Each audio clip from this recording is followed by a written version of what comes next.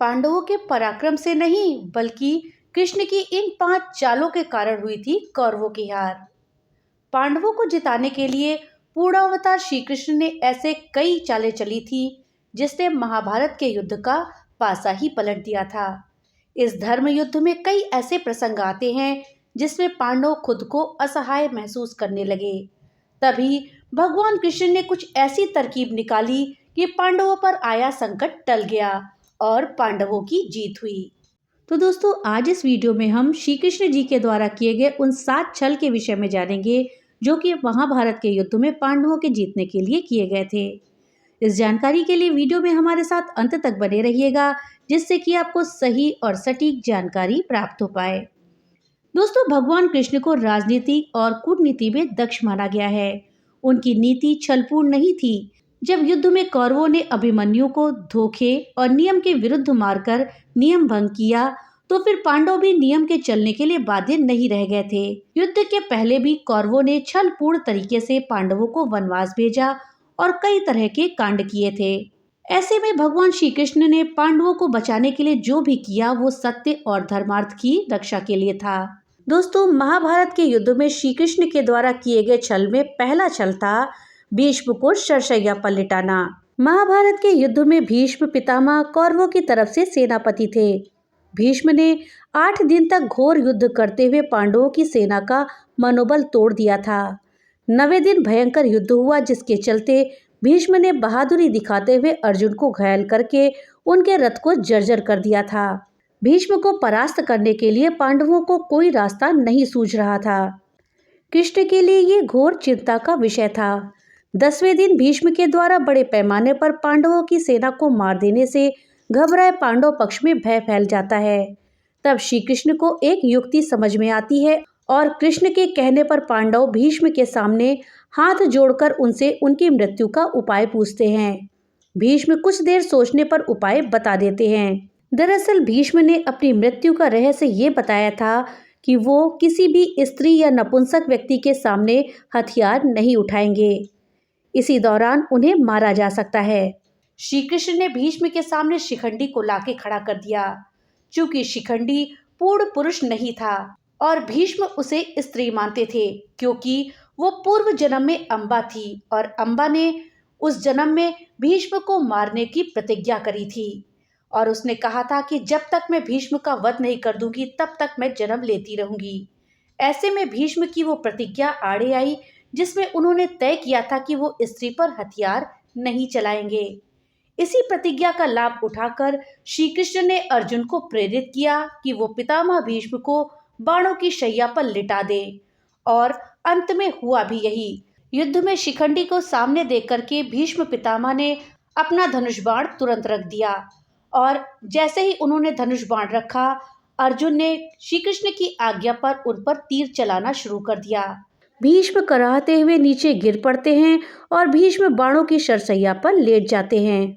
Video में आगे बढ़ने से पहले आपसे एक छोटी सी रिक्वेस्ट है कि अगर अभी तक आपने वीडियो को लाइक नहीं किया है तो कृपया वीडियो को लाइक कर दें और ज़्यादा से ज़्यादा शेयर करें, जिससे कि ये जानकारी अधिकतर लोगों तक पहुंच पाए। और हाँ, अगर चैनल पे पहली बार आए हैं तो कृपया चैनल को सब्सक्राइब कर दें और बेल आइकन दबाना ना भूलें, जिससे कि मेरी वीडियो सबसे पहले आप तक पहुँच सके। तो चलिए वीडियो में आगे बढ़ते हैं। श्री कृष्ण की अगली चाल थी युधिष्ठिर का भ्रमित करने वाले सत्य के विषय में। भीष्म के बाद द्रोणाचार्य एक ऐसे योद्धा थे जिनके रहते पांडवों का महाभारत का युद्ध जीतना असंभव था। उस संकट से उबारने में श्री कृष्ण ने अहम भूमिका निभाई थी। श्री कृष्ण ने धर्मराज युधिष्ठिर को भ्रमित करने वाला सत्य बोलने को प्रेरित किया था। तब युधिष्ठिर ने द्रोणाचार्य के प्रश्न के जवाब में कहा था कि अश्वत्थामा मारा गया, लेकिन जब उन्होंने अगला वाक्य कहा कि आपका पुत्र नहीं बल्कि हाथी, तब श्री कृष्ण ने शंख बजा दिया था। युधिष्ठिर के आधे सत्य से दुखी होकर द्रोणाचार्य ने अपने धनुष बाण जमीन पर रख दिए और विलाप करने लगे। मौके का लाभ उठा करके तभी धृष्टद्युम्न ने द्रोणाचार्य का वध कर दिया। महाभारत के युद्ध में श्री कृष्ण की तीसरी चाल थी सुदर्शन से सूर्य को छिपाना। महाभारत के युद्ध के दौरान जब अर्जुन ने प्रतिज्ञा ले ली थी कि वो सूर्यास्त तक जयद्रथ का व्रत नहीं कर पाए तो स्वयं आत्मदाह कर लेंगे, द्रोणाचार्य के चक्रव्यूह में फंसाकर अर्जुन के पुत्र अभिमन्यु का वध जयद्रथ ने ही कराया था। जयद्रथ ने अभिमन्यु के वध के लिए कौरवों की मदद करी थी, अर्थात जयद्रथ अभिमन्यु की मृत्यु का कारण बना था। जयद्रथ को जब अर्जुन की प्रतिज्ञा के बारे में पता चला तो वो भयभीत हो गया। तब दुर्योधन उसका भय दूर करते हुए बोला, चिंता मत करो मित्र, मैं और पूरी कौरव सेना तुम्हारी रक्षा करेंगे। अर्जुन कल तुम तक नहीं पहुंच पाएगा, उसे आत्मदाह करना पड़ेगा। अगले दिन युद्ध शुरू हुआ। अर्जुन की आंखें जयद्रथ को ढूंढ रही थी, किंतु वो कहीं नहीं मिला। धीरे धीरे अर्जुन की निराशा बढ़ती गई।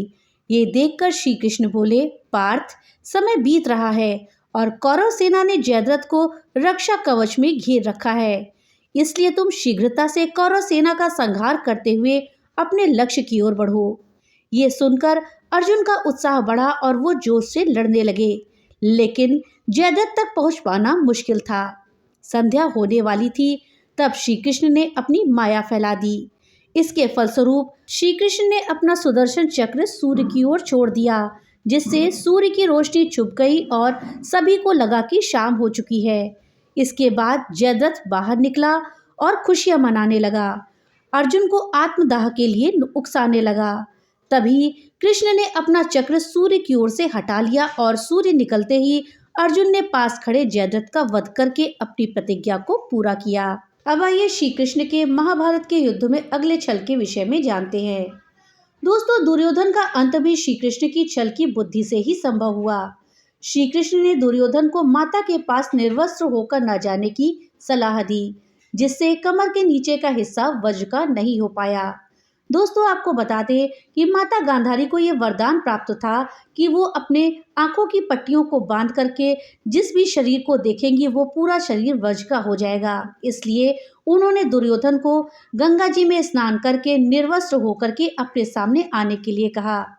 दुर्योधन गंगा जी में स्नान करके गांधारी के सामने निर्वस्त्र होकर के जा ही रहा था, तभी रास्ते में श्री कृष्ण आ गए और उन्होंने कहा कि तुम माता के सामने इस तरह से नग्न अवस्था में जाओगे, ये तुम्हें शोभा नहीं देता है। और दुर्योधन को लगा कि श्री कृष्ण सही कह रहे हैं और उन्होंने अपने गुप्तांगों को पत्तों से ढक लिया। और पत्तों से ढक करके जब गांधारी के पास पहुंचे तो जब गांधारी ने अपने आंखों की पट्टियां खोल करके दुर्योधन की ओर देखा तो दुर्योधन का सारा शरीर तो वज्र का बन गया, लेकिन उनके जांघों के हिस्सा वज्र का नहीं हो पाया क्योंकि उस पर पत्ते बंधे हुए थे। इसके बाद जब दुर्योधन और भीम का युद्ध हुआ, उस समय भी श्री कृष्ण ने भीम को दुर्योधन के कमर के नीचे प्रहार करने की सलाह दी थी। हालांकि ये नियम के विरुद्ध था, लेकिन भीम ने कृष्ण की बात मानते हुए वैसा ही किया और दुर्योधन की मृत्यु हुई और पांडवों को महाभारत में विजयश्री मिली। दोस्तों, जब द्रौपदी का चीरहरण हो रहा था तो भीम ने प्रतिज्ञा ली थी कि वो दुर्योधन की जंघा को प्रहार करके तोड़ डालेगा और इस तरह से भीम की प्रतिज्ञा भी पूरी हुई। अब आइए जानते हैं श्री कृष्ण के अगले छल के विषय में। दोस्तों, भगवान कृष्ण और अर्जुन के पिता देवराज इंद्र ये भली भांति जानते थे कि जब तक कर्ण के पास उसका कवच और कुंडल है तब तक उसे कोई नहीं मार सकता। तब श्री कृष्ण की युक्ति के अनुसार देवराज इंद्र ने ब्राह्मण बनकर दानवीर कर्ण से दान में कवच और कुंडल मांग लिए, लेकिन कुछ मील जाकर इंद्र का रथ भूमि में धंस गया। तभी आकाशवाणी हुई, देवराज इंद्र, तुमने अपने पुत्र अर्जुन की जान बचाने के लिए छलपूर्वक कर्ण की जान खतरे में डाल दी है। अब ये रथ यही धंसा रहेगा और तू भी यही धंस जाएगा। तब इंद्र ने आकाशवाणी से पूछा, इससे बचने का उपाय है क्या? तब आकाशवाणी ने कहा, अब तुम्हें दान दी गई वस्तु के बदले में बराबरी की कोई वस्तु देनी होगी।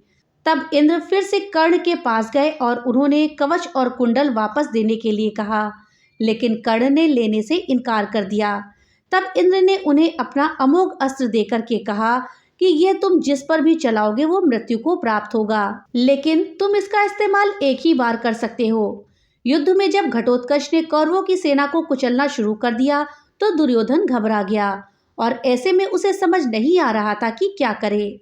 तब कृष्ण ने कर्ण से कहा कि आपके पास तो अमोघ अस्त्र है जिसके प्रयोग से कोई नहीं बच सकता, तो आप उसे क्यों नहीं चलाते? कर्ण कहने लगा कि ये अस्त्र तो मैंने अर्जुन के लिए बचा के रखा है। तब श्री कृष्ण कहते हैं, अर्जुन पर तो तुम तब चलाओगे जब ये कौरव सेना बचेगी, ये दुर्योधन बचेगा। जब ये सभी घटोत्कच के हाथों मारे जाएंगे तो फिर उस अस्त्र के चलाने का क्या फायदा। दुर्योधन को यह बात समझ में आती है और वो कर्ण से अमोघ अस्त्र चलाने की जिद करता है। कर्ण मजबूरन वो अमोघ अस्त्र घटोत्कच के ऊपर चला देता है। इस तरह भगवान श्री कृष्ण अर्जुन को बचा लेते हैं। अब आइए जानते हैं श्री कृष्ण के छठे छल के बारे में जो उन्होंने महाभारत के युद्ध में किया था। दोस्तों, कवच कुंडल उतर जाने के बाद अमोघ अस्त्र नहीं होने के बावजूद कर्ण में अपार शक्तियां थीं। युद्ध के 17वें दिन शल्य को कर्ण का सारथी बनाया गया। इस दिन कर्ण भीम और युधिष्ठिर को हराकर कुंती को दिए गए वचन को स्मरण कर उनके प्राण नहीं लेता है। बाद में वो अर्जुन से युद्ध करने लग जाता है। कर्ण तथा अर्जुन के मध्य भयंकर युद्ध होता है। तभी अचानक कर्ण के रथ का पहिया भूमि में धंस जाता है। इसी मौके का लाभ उठाने के लिए श्री कृष्ण अर्जुन से तीर चलाने को कहते हैं। बड़े ही बेमन से अर्जुन असहाय अवस्था में कर्ण का वध कर देता है। इसके बाद कौरव अपना उत्साह हार बैठते हैं। उनका मनोबल टूट जाता है। फिर शल्य प्रधान सेनापति बनाए जाते हैं, परंतु उनको भी युधिष्ठिर दिन के अंत में मार देते हैं। दोस्तों, श्री कृष्ण का 7वां छल था बर्बरीक को युद्ध भूमि से दूर रखना। युद्ध के मैदान में भीम के पौत्र बर्बरीक दोनों खेमों के मध्य बिंदु एक पीपल के वृक्ष के नीचे खड़े हो गए और ये घोषणा कर डाली कि मैं उस पक्ष की तरफ से लड़ूंगा जो हार रहा होगा। भीम के पौत्र बर्बरीक के समक्ष जब अर्जुन तथा भगवान श्री कृष्ण उसकी वीरता का चमत्कार देखने के लिए उपस्थित हुए, तब बर्बरीक ने अपनी वीरता का छोटा सा नमूना मात्र ही दिखाया। कृष्ण ने कहा कि ये जो वृक्ष है इसके सारे पत्तों को एक ही तीर से छेद दो तो मैं मान जाऊं। बर्बरीक ने आज्ञा लेकर तीर को वृक्ष की ओर छोड़ दिया। जब तीर एक एक कर सारे पत्तों को छेदता जा रहा था, उसी दौरान एक पत्ता टूटकर नीचे गिर पड़ा। कृष्ण ने उस पत्ते पर यह सोचकर पैर रखकर उसे छुपा लिया कि यह छेद होने से बच जाएगा, लेकिन सभी पत्तों को छेदता हुआ वो तीर कृष्ण के पैरों के पास आकर रुक गया। तब बर्बरीक ने कहा, प्रभु, आपके पैर के नीचे एक दबा पत्ता है, कृपया पैर हटा दीजिए। मैंने तीर को सिर्फ पत्तों को छेदने की आज्ञा दे रखी है, आपके पैर को छेदने की नहीं। उसके इस चमत्कार को देखकर भगवान श्री कृष्ण यह सोचने लगते हैं कि बर्बरीक प्रतिज्ञावश हारने वाले का साथ देगा। यदि कौरव हारते हुए नजर आए तो फिर पांडवों के लिए संकट खड़ा हो जाएगा, और यदि जब पांडव बर्बरीक के सामने हारते नजर आए तो वो फिर पांडवों का साथ देगा। इस तरह वो दोनों ओर की सेना को एक ही तीर से खत्म कर देगा। तब भगवान श्री कृष्ण ब्राह्मण का भेष बनाकर सुबह बर्बरीक के शिविर के द्वार पर पहुंच गए और दान मांगने लगे। बर्बरीक भी कर्ण की तरह ही दानवीर था। बर्बरीक ने कहा, मांगो ब्राह्मण, क्या चाहिए। ब्राह्मण रूपी कृष्ण ने कहा कि तुम दे ना सकोगे, लेकिन बर्बरीक कृष्ण के जाल में फंस गए और कृष्ण ने उससे उसका शीश मांग लिया। बर्बरीक के द्वारा अपने पितामह पांडवों की विजय हेतु स्वेच्छा के साथ शीशदान कर दिया। बर्बरीक के इस बलिदान को देखकर दान के पश्चात श्री कृष्ण ने बर्बरीक को कलयुग में स्वयं के नाम से पूजित होने का वरदान दिया। आज बर्बरीक को खाटू श्याम के नाम से पूजा जाता है। जहां कृष्ण ने उनका शीश रखा था, उस स्थान का नाम खाटू है। तो दोस्तों, ये थे श्री कृष्ण के द्वारा किए गए वो 7 छल जो कि महाभारत के युद्ध में किए गए थे। अगर ये छल ना किए जाते तो पांडव महाभारत का युद्ध नहीं जीत सकते थे। दोस्तों, जानकारी आपको कैसी लगी हमें कमेंट बॉक्स में लिख करके जरूर बताइएगा। तो मिलते हैं अगली नई वीडियो के साथ, तब तक के लिए राधे राधे।